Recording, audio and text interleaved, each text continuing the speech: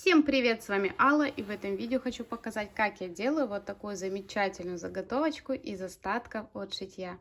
Я уверена, у каждого найдутся лоскуточки, из которых можно сделать такую заготовку. Приступаем к шитью. Итак, я подготовила ткань основы, у меня это самая обычная бязь, можно взять любую ненужную ткань. Далее наполнитель, также берем любой, у меня это Slimtex. И по желанию я всегда люблю использовать вот такой швейный флизелин. Самый обычный, самый дешевый, клеевой стороной к себе. Почему флизелин по желанию? Ну, потому что легко можно обойтись без него. И раньше я так и делала, но он дает просто приклеивает лоскуты, и они не так смещаются. Далее я подготовила вот такие разные лоскуты разных размеров, форм. Но что я с ними делаю? Я их, конечно же, отутюживаю. И вот таким образом я скругляю все уголочки. Почему я это делаю? Ну, только потому, что мне так больше нравится. Сейчас я вам покажу наглядно. Я выкладываю лоскуты с нахлестом друг на друга, чтобы флизелин, когда я буду их приклеивать, не остался на утюге. Ну, вот так. На мой взгляд, когда уголочки скруглены, получается более плавный переход, нежели если я возьму просто вот такие разные лоскуты. И, во-первых, я всегда обрезаю вот эти нитки, всегда на любом лоскуточке. И когда вот такие острые переходы, мне это в работе просто не нравится. Я люблю вот такой. И поэтому я это делаю. Как я это делаю? Очень легко. Я беру, вот, например, вот такой лоскутик и просто немного закругляю. Все, вот минимальный отход. Как я говорила, я ниточки всегда убираю. Я вижу, что здесь лохматый край. И вот так скругляю. Все, получается вот такие лоскуты.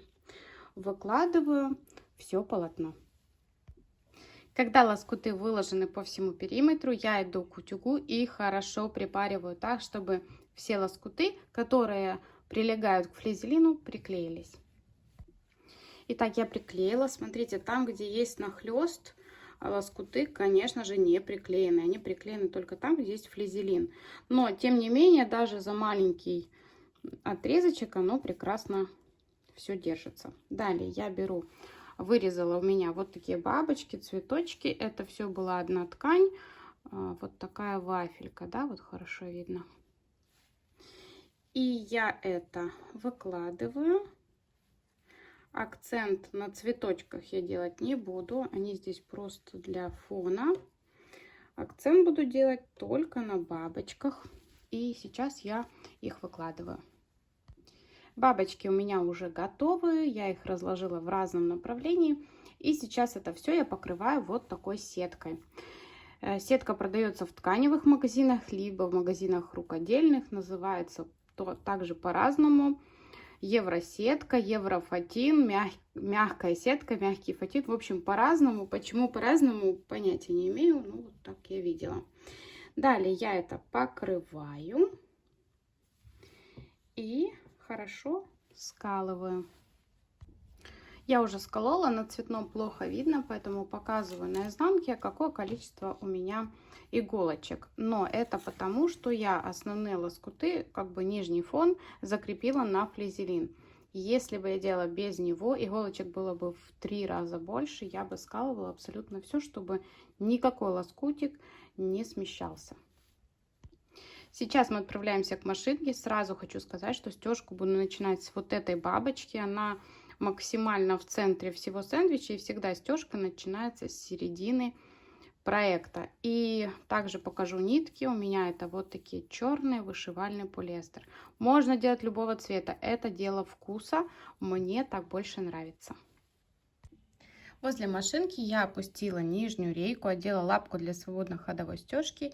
Игла у меня сегодня вот такая титановая для вышивки. Также подходят иглы для кожи. Кстати, у меня номер 90, и нам для стежки подходит номер 80, 90 и даже иногда 100. Зависит от толщины сэндвича. И я начинаю, как я уже говорила, стежку с центра. Так как акцент у меня будет только на бабочках, я начинаю именно с нее. Делаю прокол, вытаскиваю нижнюю нить наверх. Далее опускаю иголочку, опускаю лапку. Кстати, очень много вопросов по лапке. У меня эта лапка была в комплекте к машинке Janome 6720. Также она продается отдельно фирмы Janome, но подходит она, как я выяснила, для машин с шириной зигзага 9 мм. В остальных случаях сейчас покажу лапку. Вот такая лапка. Я такой работала очень давно и долго. Прекрасные лапки, подходят ко всем машинкам, поэтому не ограничивайте себя тем, что у вас не такая лапка, как у меня. Итак, начинаю несколько стежков по контуру. Вперед, назад. Закрепила. И продолжаю движение по контуру бабочки.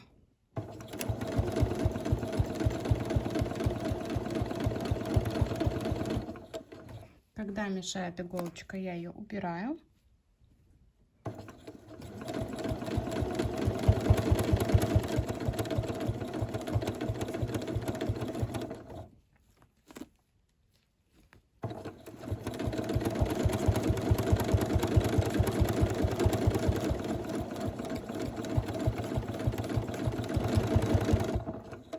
Я дошла в то место, откуда начинала, и сейчас я должна двигаться от центра в бока. Я двигаюсь такой заполняющей стежкой, петельки я покажу, и двигаюсь, не смотря на рисунки, кроме бабочек. Я иду просто по прямой. Далее делаю петельку. Сейчас я отойду, вам будет лучше видно. Петельку сделала, и дальше продолжаю. Еще раз петелька.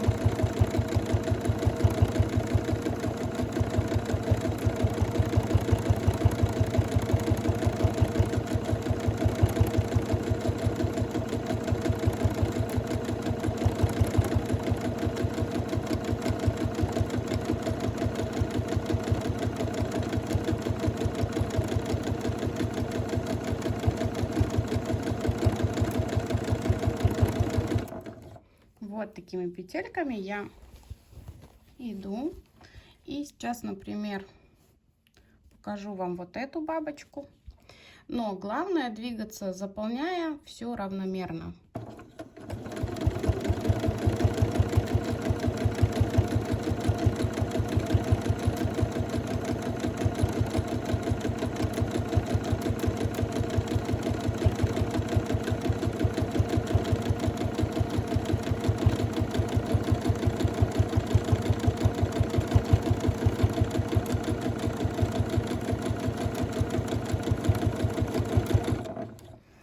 Также смотрите, вот эти петелечки хорошо, если будете стараться, чтобы они были максимально кругленькими.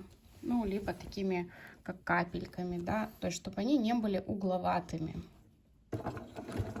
И для этого просто плавно водите, и все.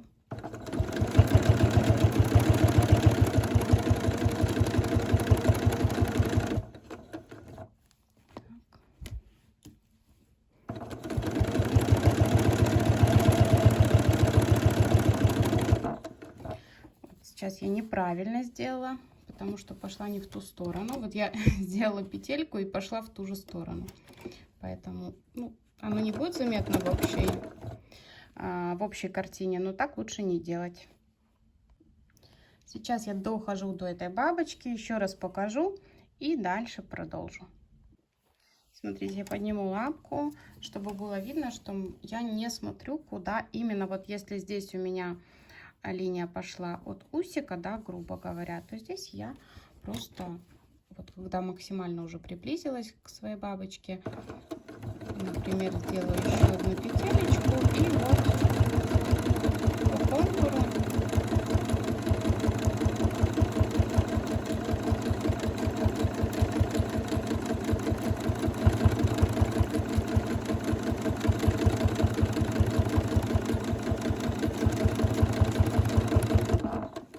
прошлась. И теперь я с этого же места выхожу и делаю дальше стежку.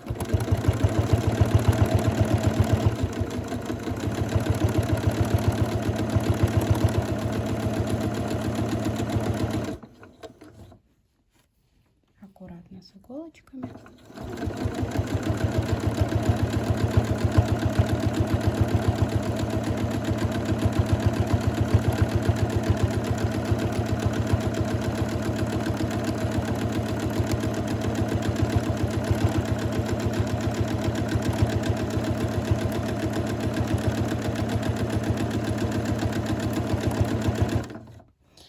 Продолжаю делать всю заготовочку. Я сейчас поменяла лампу на пружинную, и я хочу у вас спросить, я сейчас не сделаю небольшую стежку, ну, продолжу стежку, а вы скажете, с какой лапкой обзор вам лучше, или же вам вообще нет разницы.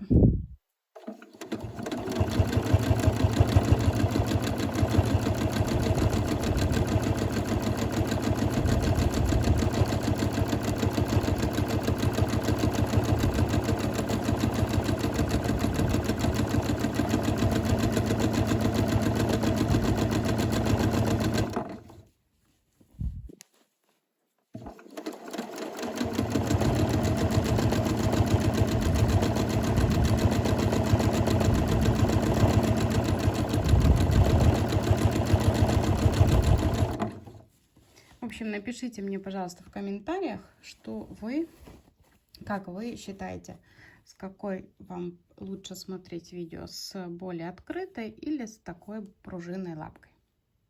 Стежка готова. Вот такая заготовочка получилась, и есть на ней два косяка, на мой взгляд. Вот такая изнанка. И смотрите, первый косяк я вот здесь с одной бабочкой немного накосячила, зашла на нее с одной стороны, а потом, когда уже делала обводку ей, ну, сделала второй такой же, чтобы как-то было симметрично. Но кто не знает, даже не поймут, в принципе, это не так страшно. А вот это прям пятно какое-то из всей общей красивой массы, оно мне очень не нравится. И думаю, что изделие, когда я буду делать, я просто сокращу свою заготовку. Ну, потому что это как-то мне не нравится. Вот оно какой стороной не поверну, оно мне в глаза бросается. Ну, ничего. Вот мне, я уже говорила, да, в начале видео, что когда вот скругляю все лоскуты, мне нравится, что перехода не видно.